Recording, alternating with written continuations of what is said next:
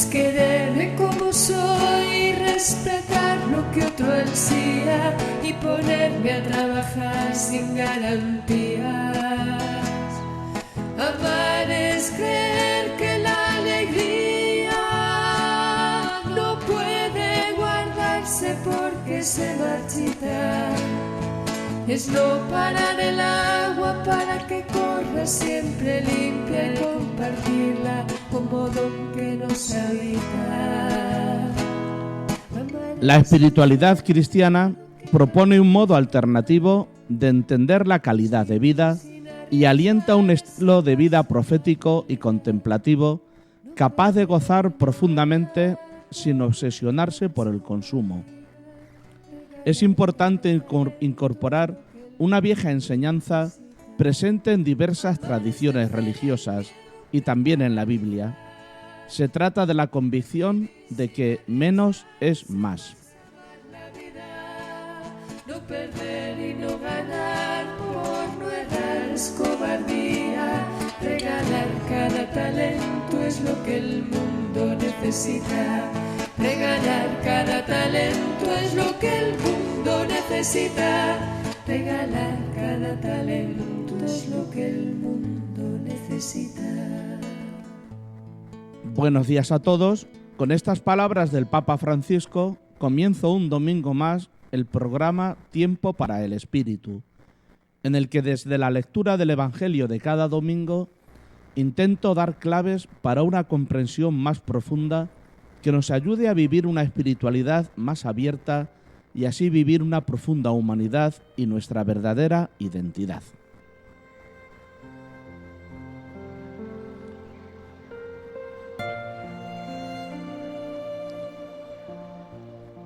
Estamos en el domingo 24 del tiempo ordinario y seguimos con la lectura del Evangelio de San Marcos, que hoy nos dice así. Después Jesús y sus discípulos se dirigieron a las aldeas de Cesarea de Filipo. Por el camino preguntó a sus discípulos, ¿quién dice la gente que soy yo? Ellos le contestaron, unos dicen que eres Juan el Bautista, otros Elías y otros uno de los profetas. Y él les preguntó, ¿y vosotros, quién decís que soy yo? Pedro tomó la palabra y dijo, tú eres el Mesías. Jesús les dijo que no hablaran a nadie acerca de esto. Y siguió diciéndoles, el Hijo del Hombre tiene que padecer mucho, ser reprobado por los ancianos, sumos sacerdotes y escribas, ser ejecutado y resucitar a los 3 días. Se lo explicaba con toda claridad. Entonces Pedro se lo llevó aparte y se puso a increpar a Jesús. Jesús se volvió y mirando a los discípulos dijo a Pedro, apártate de mí, Satanás, porque tú piensas como los hombres, no como Dios. Y llamando a la gente y a sus discípulos les dijo, si alguno viene conmigo, que se niegue a sí mismo, que tome su cruz y me siga, porque quien quiera salvar su vida la perderá, pero el que pierda su vida por mí y por el Evangelio la salvará. Pues ¿de qué le sirve a un hombre ganar el mundo entero y perder su alma? ¿O qué podrá dar uno para recobrar su vida? Quien se avergüence de mí y de mis palabras en esta generación, también el Hijo del Hombre se avergonzará de él cuando venga con la gloria de su Padre entre los ángeles.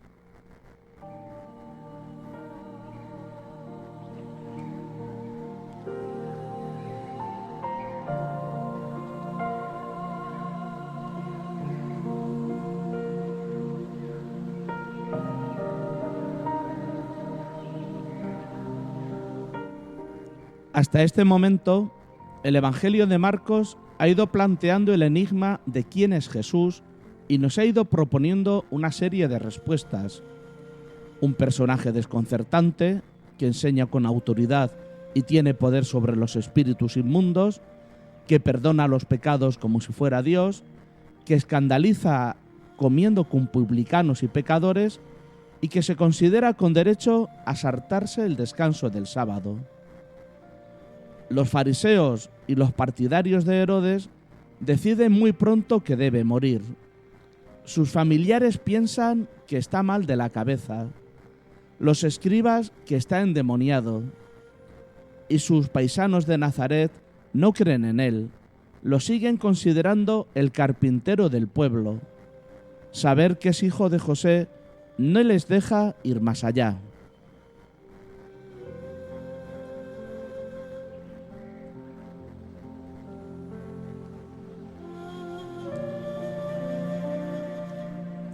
Mientras, los discípulos se preguntan desconcertados: ¿quién es este que hasta el viento y el lago le obedecen? Ahora, cuando llegamos al centro del Evangelio de Marcos, Jesús aborda la cuestión capital: ¿quién es Él?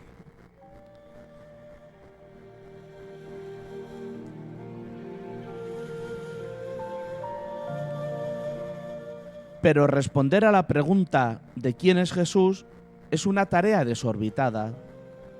Desde el mismo día de Pascua, la Iglesia no ha hecho otra cosa que intentar responderla. Aunque durante los últimos 3 siglos, pero sobre todo en el siglo pasado y en lo que va de este, se ha dado un vuelco grande en la manera de entender el Evangelio.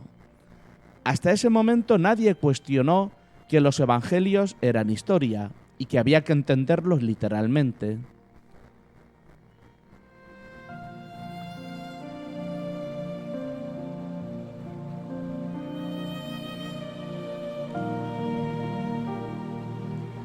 Hoy sabemos que son una interpretación de la figura de Jesús condicionada por las circunstancias de todo tipo que vivieron en aquellas épocas.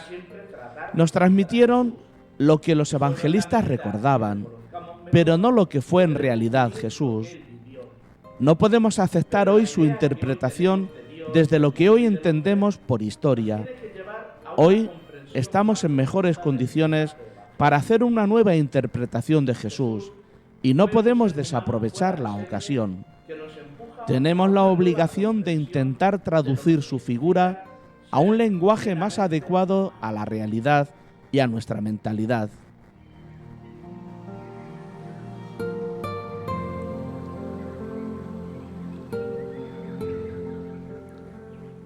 Y es que los primeros seguidores de Jesús, todos judíos, no tenían otra herramienta más que el Antiguo Testamento para explicar y ver lo que vieron y oyeron en Jesús.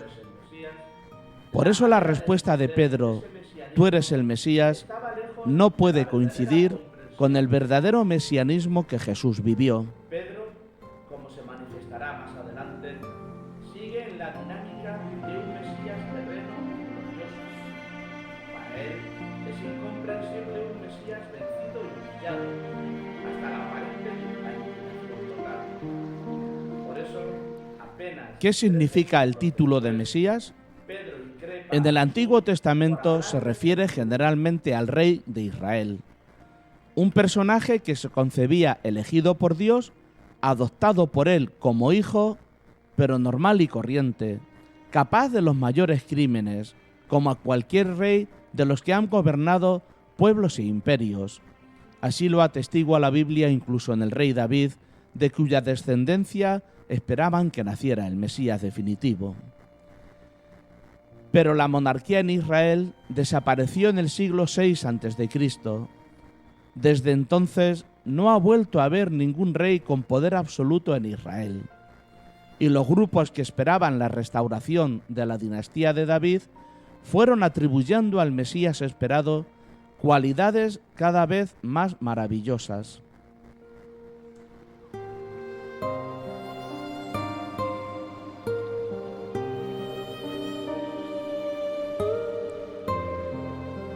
Los salmos de Salomón, oraciones de origen fariseo compuestas en el siglo I a.C., describen detenidamente el papel del Mesías. Nos dicen: liberará a Judá del yugo de los romanos, eliminará a los judíos corruptos que los apoyan, purificará Jerusalén de toda práctica idolátrica, gobernará con justicia y rectitud, y su dominio se extenderá a todas las naciones de la tierra. Es un rey ideal, Por eso el autor del Salmo 17 termina diciendo: felices los que nazcan en aquellos días, lo cual no encaja en lo absoluto con Jesús ni con sus pretensiones.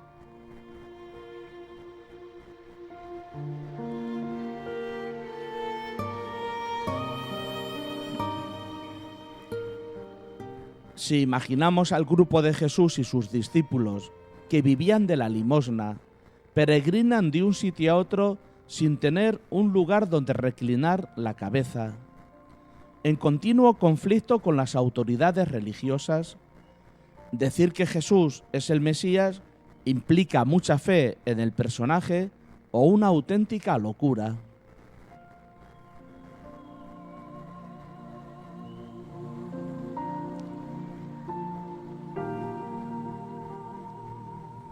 La obligación de un cristiano será siempre tratar de conocer a Jesús, y solo en la medida que le conozcamos mejor podremos vivir lo que Él vivió. Pero la idea que hoy tenemos de Dios, del mundo y del hombre nos tiene que llevar a una comprensión más profunda del mensaje evangélico. Jesús fue un ser humano fuera de serie que nos empuja a una nueva comprensión de lo que significa ser plenamente humanos.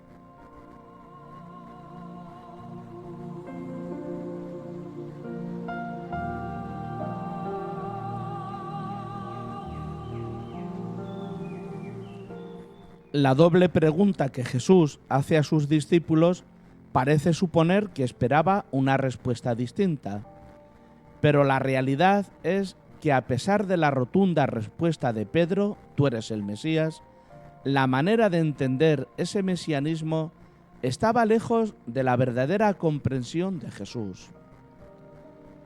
Pedro, como se manifestará más adelante, sigue en la dinámica de un Mesías terreno y glorioso. Para él es incomprensible un Mesías vencido y humillado, hasta la aparente aniquilación total.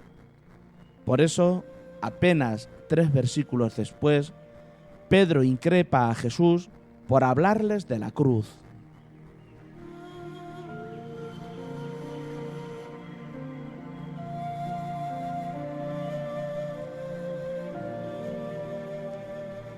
Jesús, en vez de referirse a sí mismo con el título de Mesías, usa un título distinto, Hijo del Hombre, que parece inspirado en el profeta Ezequiel, a quien Dios siempre llama Hijo de Adán, y en el profeta Daniel.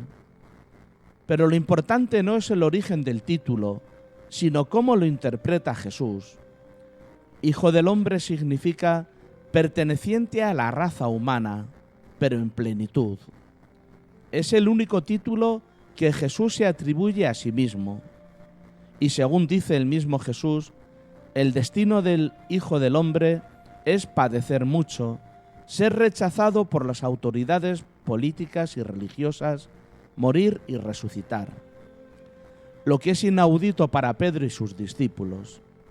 Sin embargo, la idea de un personaje que salva a su pueblo y triunfa a través del sufrimiento y la muerte no es desconocida en la Biblia. Un profeta anónimo la encarnó en el personaje del siervo de Yahvé.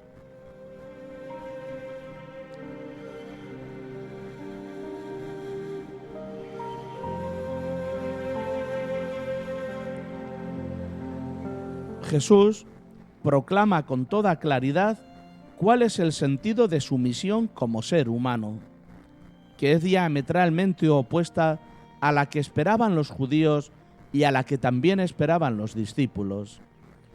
Nada de poder y dominio sobre los enemigos, sino todo lo contrario, dejarse matar por fidelidad y compromiso con las víctimas de un mundo que solo valora el poder que da el dinero.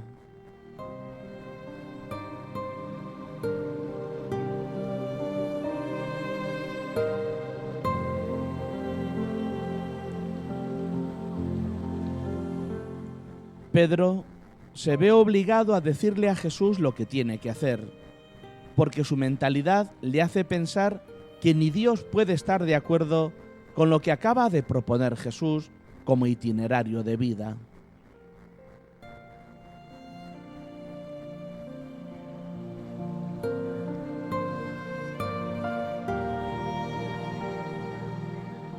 Como Pedro habla en nombre de todos los discípulos, Jesús responde de cara a ellos, para que todos se den por enterados del tremendo error que supone no aceptar la entrega al servicio de los demás y de la cruz.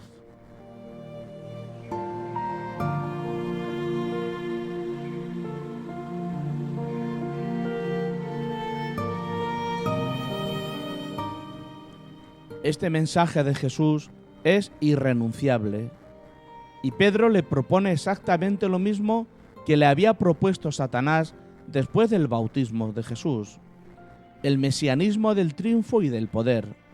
Por eso Jesús llama a Pedro Satanás, aunque esa manera de pensar es la más humana, demasiado humana, que podríamos imaginar, pero no es la manera de pensar de Jesús.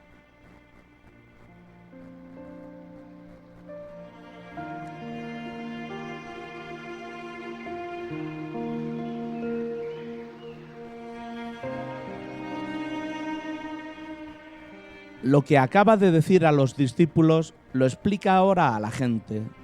Si uno quiere venirse conmigo, que se niegue a sí mismo. No es fácil entender el verdadero significado de esta frase. Aquí, el sí mismo hace referencia a nuestro falso yo. El desapego del falso yo es imprescindible para poder entrar por el camino de Jesús. Sería renegar de lo que creemos ser según el modelo del mundo para empezar a ser según el modelo de Jesús.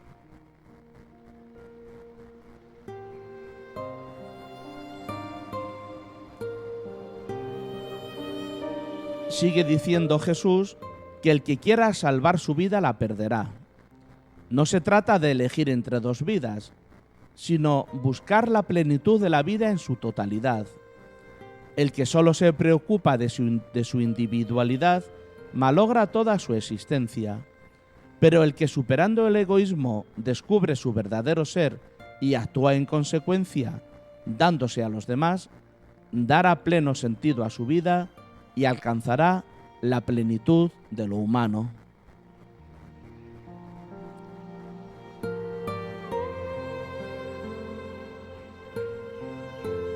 La esencia del mensaje de Jesús sigue sin ser aceptada. Ni el instinto, ni los sentidos, ni la razón podrán comprender nunca que el fin del individuo sea deshacerse. Por eso hemos hecho verdaderas filigranas para terminar tergiversando el Evangelio. Si creemos que lo que importa es lo sensible, lo material que me da seguridades egoístas, lo defenderemos con uñas y dientes y no dejaremos que lo que vale de veras cobre su importancia.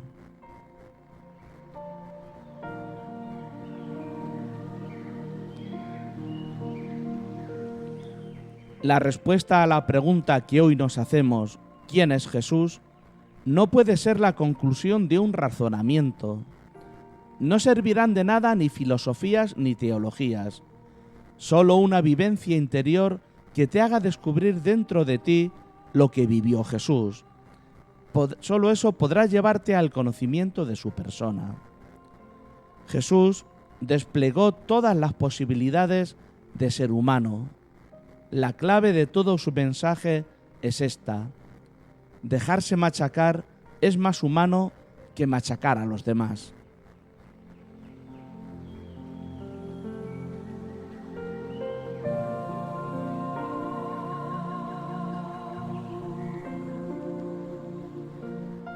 Sin embargo, si se quiere hablar con propiedad, la cruz no es cualquier dolor, sino aquel que es consecuencia de la fidelidad asumida o de la entrega a los otros. Tanto la persona que quiere ser fiel a sí misma, como aquella que hace una opción comprometida a favor de los demás, sobre todo de los más vulnerables. Así, el dolor hace acto de presencia, antes o después. Esto fue lo que le ocurrió a Jesús, y esto es lo que le sucede a toda persona fiel, comprometida y entregada.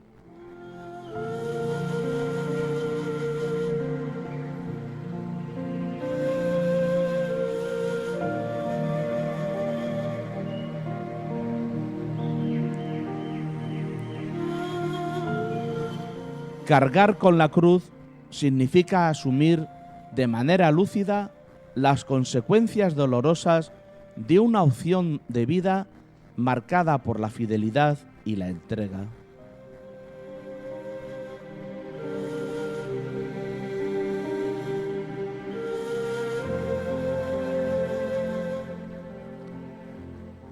Debemos seguir preguntándonos quién es Jesús, pero lo que nos debe interesar es un Jesús que encarna el ideal del ser humano, que nos puede descubrir quién es Dios, quién es el hombre.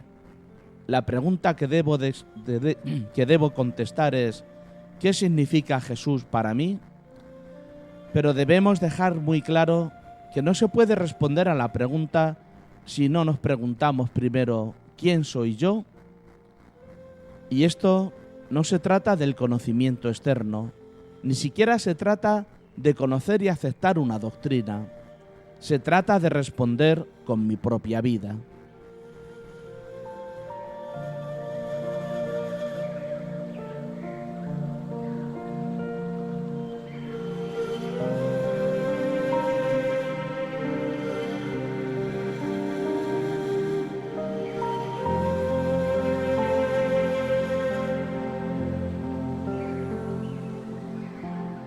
Para ir terminando, leo otra página del jesuita Juan Macià en su libro Vivir espiritualidad en pequeñas dosis.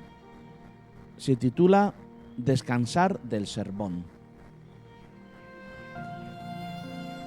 Nos dice así: había una anciana en la iglesia de Yagamuchi que cada semana subía pasito a pasito la cuesta que conduce hasta lo alto de la colina para asistir a la misa dominical. Ni calores veraniegos ni fríos de invierno le impedían subir la cuesta hasta la iglesia situada en lo alto de la colina. A la salida solía ofrecerse alguien para acompañarla en coche a casa, pero ella insistía en rechazar el favor. Prefería volver a pie dando un paseo. Un día explicó el motivo. No me fatiga el paseo, me descansa. Me gusta bajar por el otro lado de la colina. Cruzo por el parque del templo budista. Disfruto de su sombra y de sus árboles centenarios. Me siento en un banco y respiro a mitad de camino. Allí, en aquella umbría de paz, se encuentra a Dios. Y de paso, me quita el cansancio de la misa y del sermón. Sorprendió a sus vecinos al añadir: en la misa y en el sermón hay tantas palabras seguidas. La anécdota de esta anciana invita a reflexionar sobre el exceso de palabras en el culto, en las doctrinas, en la teología.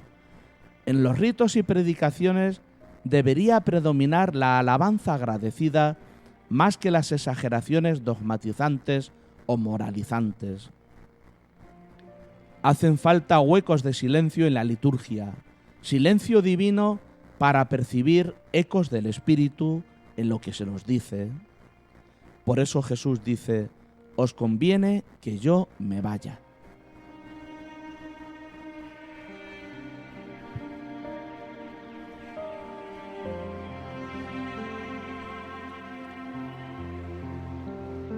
Termino así el programa de hoy, dando las gracias a Julia Alises, que está al control de sonido y en la edición del programa, y a Antonio por el montaje de vídeo. Feliz domingo a todos y buena semana. Os dejo con otra canción de Salomé Arricibita. ¿Quién decís que soy yo?